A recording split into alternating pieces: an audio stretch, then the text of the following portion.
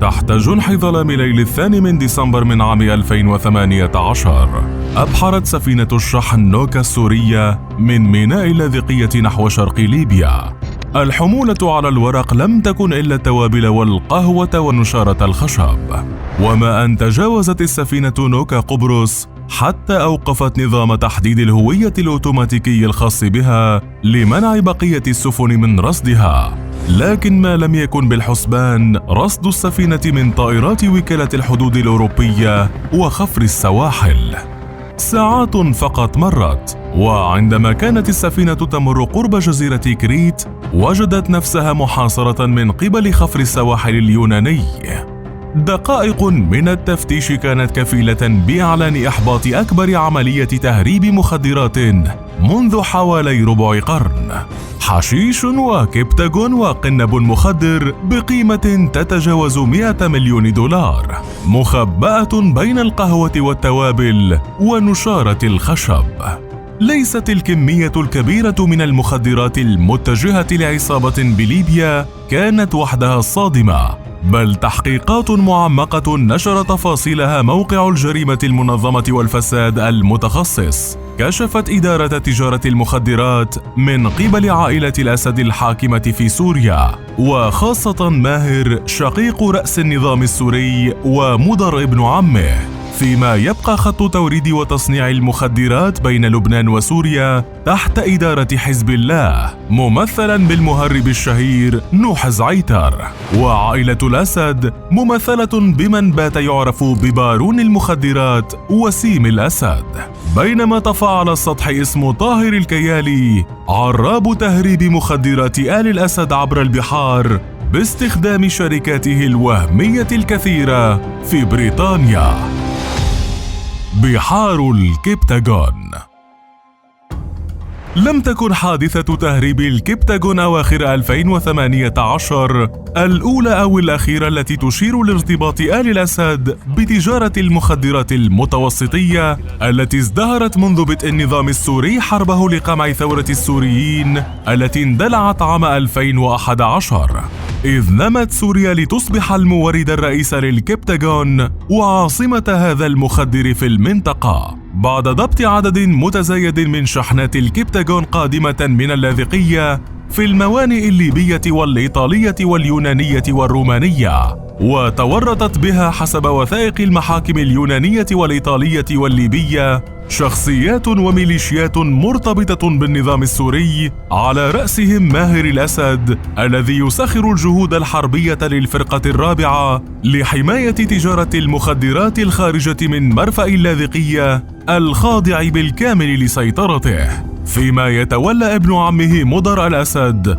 الترويج عبر البحار. أما مهام وسيم الأسد التنسيق مع نوح زعيتر للربط بين إنتاج حزب الله من المخدرات ومروره عبر سوريا وصولا للاذقية. بينما طاهر الكيالي ذو 60 عاما مالك سفينة نوكا المقيم باللاذقية حاليا والمدان في إيطاليا عام 2015 بسرقة وتهريب يخوت فاخرة، يتولى الشحن والتوصيل تحت إدارة مضر الأسد عبر شركات وهمية في بريطانيا.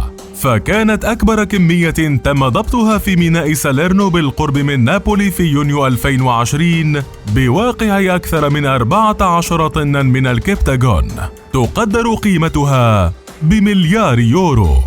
وبحسب أبحاث ودراسات عالمية مستقلة، فإن تجارة الكبتاغون باتت بين القطاعات الاقتصادية الأكثر ربحية في سوريا. ومن خلال تحليل 5 شحنات مخدرات غادرت الموانئ السورية بين يونيو 2019 وأغسطس 2020 تم ضبطها في اليونان وإيطاليا والإمارات والسعودية ورومانيا، فإن تهريب المخدرات من الموانئ السورية يدر حوالي 16 مليار دولار في السنة، بينما في عام 2019 لم تتجاوز إجمالي الصادرات الرسمية السورية 700 مليون دولار. حزب الله راعي الكبتاغون.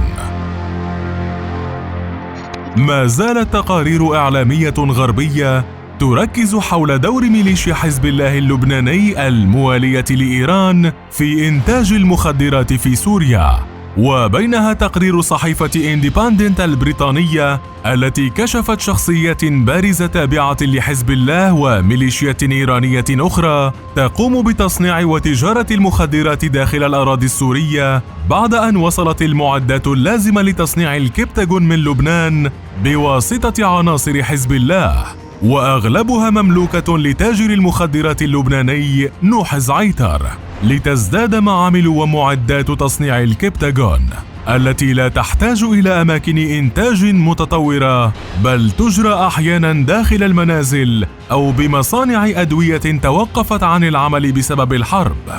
وتنقسم المناطق التي تتواجد فيها مصانع إنتاج حبوب الكبتاغون إلى عدة أقسام حسب كمية الإنتاج، وأهمها تقع في حمص وضواحي دمشق واللاذقية ودرعا، قبل أن يتولى وسيم الأسد الصديق الشخصي لنوح زعيتر شحن أقراص الكبتاغون إلى مرفأ اللاذقية ليتسلمها رجال ماهر الأسد من الفرقة الرابعة تحت إدارة مضر الأسد. ثم تأتي المرحلة النهائية بوضع شحنات في سفن مملوكة لطاهر الكيالي لتشق عباب البحار وتغرق أسواق الدول المتجهة لها بالمخدرات التي ما زالت أحد المصادر الرئيسية لإبقاء نظام الأسد على قيد الحياة.